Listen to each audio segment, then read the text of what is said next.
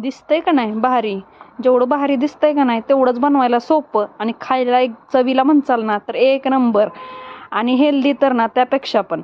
मग आता काय करायचं आहे, सुरुवातीला कोबी घेतलाय, कोबी स्वच्छ धुवून असा बारीक चिरून घ्यायचा. तुम्हाला जर बारीक चिरायला जमत नसेल तर चॉपर असतोच, चॉपरमध्ये घालायचा आणि फिरवून घ्यायचा, अगदी बारीक कोबी चिरला जातो.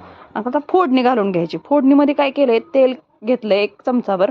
तेल गरम केलं का नाही त्यात मोहरी टाकायची, मोहरी चांगली तडतडून द्यायची. मोहरी तडतडली की दुसरी महत्वाची गोष्ट म्हणजे आता घालायची उडीद डाळ. आपल्याला उडीद डाळ घातली की उडीद डाळ पण चांगली अशी खरपूस अशी भाजून घ्यायची. उडीद डाळ भाजली की आपण घालणार आहे आता कांदा. कांदा छान असा परतून घेऊयात, बघू शकताय. आता ही साधी सोपी रेसिपी आमच्या वहिनींची आहे, जी केरळ स्टाईल आहे. आता उन्हाळाही चालू होतोय, भाज्या खायचा कंटाळा येतो, तर अशा ना चटपटीत गोष्टी खायला ना थोडीफार मज्जा येतेच आणि एखादा घास जास्तही जातो. त्याच्यामुळे ही भाजी म्हणा, कोशिंबीर म्हणा, सलाड म्हणा, काहीही म्हणा, आणि मोजून ना 3 ते 4 गोष्टींमध्ये तयार होतो. काही पूर्व तयारी करायला ह्याला लागत नाही. आपला कांदा भाजून झाला का नाही, काय करायचं, ह्याच्यामध्ये कोबी टाकून घ्यायचं आहे आपल्याला.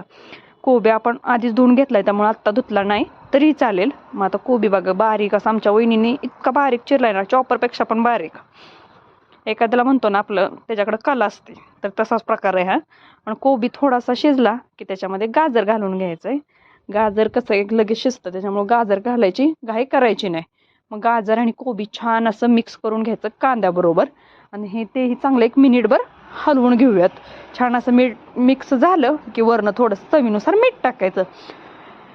मीठ तुम्ही तुमच्या आवडीनुसार कमी जास्त करू शकता. आता नंतर टाकायची हळद. बघितलं ना किती कमी साहित्यात अगदी छान गोष्टी तयार होतात. आणि एक वेळ नक्की बनवून बघायचं आणि मला सांगायचंय कसं झालंय.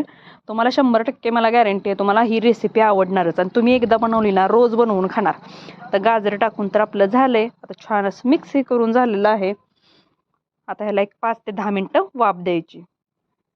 बघा छान असं झाकून ठेवलं, वाफ दिली. आता महत्वाची गोष्ट ह्यात घालायचं आहे आपल्याला खोबऱ्याचा खीस.